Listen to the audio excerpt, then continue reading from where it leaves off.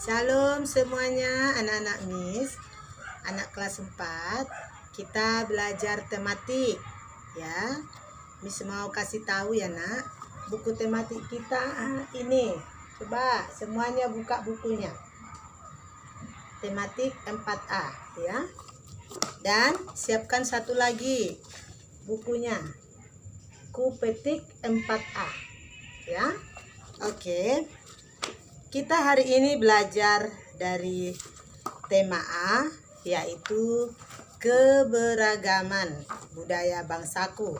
Subtema 1 ya. Keberagaman budaya bangsaku. Tujuan pembelajaran, kita harus tahu keberagaman budaya bangsa Indonesia. Yang kedua, kita harus tahu cara membaca dan membuat dari gagasan pokok juga gagasan pendukung. Oke. Siapa yang sudah tahu keberagaman budaya bangsa Indonesia? Ayo, di kelas 3 sudah dipelajari ya. Budaya bangsa Indonesia itu beragam budayanya, yaitu suku, apalagi nak? Ras, bahasa, tari-tarian, ya, bahkan agama berbeda-beda, ya, banyak di budaya bangsa Indonesia. Suku, siapa di sini yang suku Batak, suku Jawa, suku Flores, ya, suku Dayak, masih banyak lagi ya, yang suku-suku yang ada di Indonesia. Bahkan bahasa daerah ya, tari-tarian daerah ya, juga budaya yang lain, dan juga agama juga di Indonesia. Ada berapa agama nak? Ada 6 ya. Itu adalah keberagaman budaya bangsa Indonesia. Ya, kita sudah tahu. Di sini coba kita lihat kekayaan tari tradisional dari Sumatera Barat, ada di buku kupetiknya. Nah, tarian tradisional juga budaya itu ya, budaya bangsa Indonesia. Nah, di sini ada cerita kekayaan tarian tradisional dari Sumatera Barat. Kita mau belajar tentang gagasan pokoknya ya. Setelah kita baca nanti cerita ini, kita baru tahu apa gagasan pokok dari cerita kekayaan tarian tradisional dari Sumatera Barat ya. Apa itu gagasan pokok? Siapa yang sudah pernah mendengar gagasan pokok? Gagasan pokok itu adalah gagasan atau ide yang utama ya, yang paling pokok pada paragraf ya. Kalau gagasan penjelas adalah kalimat yang menjelaskan dari gagasan pokok itu. Jadi kalau kamu nanti membaca cerita ini, kamu lihat dulu, cermati dulu tentang apa cerita itu, tentang apa paragraf itu. Itulah gagasan pokoknya ya. Kalau disebut kalimat utama ya, sama saja dengan gagasan pokok ya nak. Kalimat yang paling utama, apa yang paling utama diceritakan dalam cerita itu, sama saja dengan gagasan pokok. Apa yang paling pokok diceritakan dalam cerita itu. Kemudian kalau gagasan pendukung itu penjelas, sama dengan kalimat penjelas ya. Oke, kita lihat dulu kekayaan tari tradisional dari Sumatera Barat. Kalau kita baca tari ini, cerita ini gagasan pokoknya tentang tarian tradisional. Itu gagasan pokoknya. Tarian tradisional dari Provinsi Sumatera Barat. Ya. Kalau gagasan pendukungnya atau penjelasnya, banyak penjelasnya di sini nak. Nanti kamu bisa buat dari cerita penjelas ini, nanti kamu bisa buat tarian dari Sumatera Barat itu seperti contoh tari piring, Tari piring melambangkan kegembiraan dan rasa syukur. Nah, itu penjelasannya ya.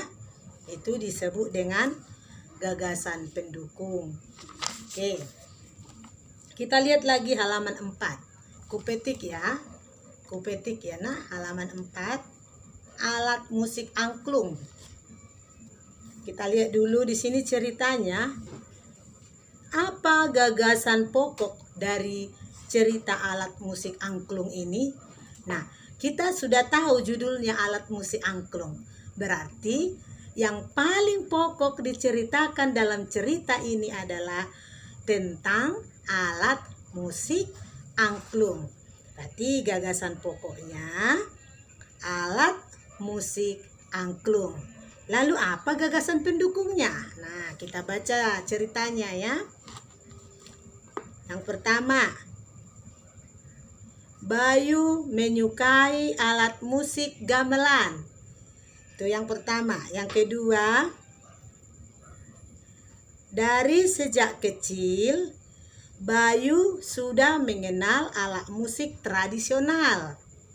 Itu pendukung yang kedua ya nak. Pendukung yang ketiga, alat musik tradisional yang dikenalnya adalah angklung, gamelan, kecapi, dan suling. Nah, apa yang keempat? Bayu juga menyukai alat musik tradisional yang berasal dari Jawa Barat. Itulah gagasan pendukung. Gagasan pendukung itu artinya yang menjelaskan dari gagasan pokoknya. Ya, mengerti? Sudah mengerti nak? Jadi gagasan pendukung adalah yaitu kita harus tahu setelah kita baca ceritanya, kita tahu apa gagasan pokoknya, apa yang paling pokok diceritakan di sana. Itulah gagasan pokok. Kalau gagasan pendukung, penjelasnya ya. Oke. Nanti kamu kerjakan itu ya nak, halaman 4 ya. Alat musik angklung, kerjakan ya. Tadi kan Miss sudah kasih tahu. Berarti kamu sudah tahu ya. Oke, halaman 5. Bunyi dan sumber bunyi. Ya. Setiap yang menghasilkan bunyi, yang mengeluarkan bunyi disebut sumber bunyi. Kamu sudah tahu kan alat-alat musik?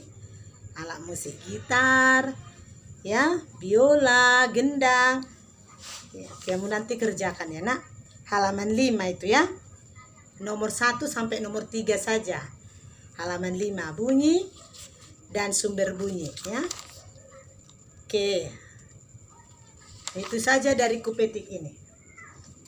Lalu kita lihat buku kita yang halaman pertama. Buku tema halaman pertamanya, keberagaman budaya bangsaku. Tadi sudah Miss kasih tahu. Sekarang tentang gagasan utama, gagasan pokok, kalimat utama, kalimat penjelas, gagasan pendukung. Tadi sudah Miss kasih tahu kan nak? Oke. Supaya kamu lebih pintar lagi, tugas kita dari buku tematik ini mencari gagasan pokok, gagasan pendukung, kalimat utama, kalimat penjelas dari cerita Lompat Batu. Ada di halaman 3. Ya, buku tema ada di halaman 3 ya nak. Baca dulu nanti paragraf demi paragraf. Paragraf 1. Apa kalimat utamanya? Ya, nanti kamu tuliskan di sini ya nak. Kan Miss sudah kasih tahu kalimat utama itu ya, kalimat yang paling utama diceritakan di sana apa? Itu kalimat utama. Setelah kamu tahu kalimat utama, dari situlah akan nampak gagasan pokoknya. Apa yang paling pokok di situ diceritakan? Kalau kalimat utama, apa yang paling utama? Kan sama kan? Bisa saja sama ya nak. Kalimat utama dan gagasan pokok. Ya, kalimat penjelas bisa itu sama dengan gagasan pendukung ya. Nanti kamu Tulis di sini jawabannya ya, di buku halaman 4 ya nak. Itu dari pembelajaran 1 ya. Pembelajaran 1 tugas kita ada berapa? Ada 3. 2 dari Kupetik, 1 dari tema ya, dari tema 4A. Dikerjakan dengan semangat. Nanti pembelajaran 2 Miss akan lanjutkan di video berikutnya. Kerjakan dengan semangat. Dikirimkan nanti di WA Miss jawabannya ya, difoto dengan bagus. Salam sehat, Tuhan memberkatimu. Salam.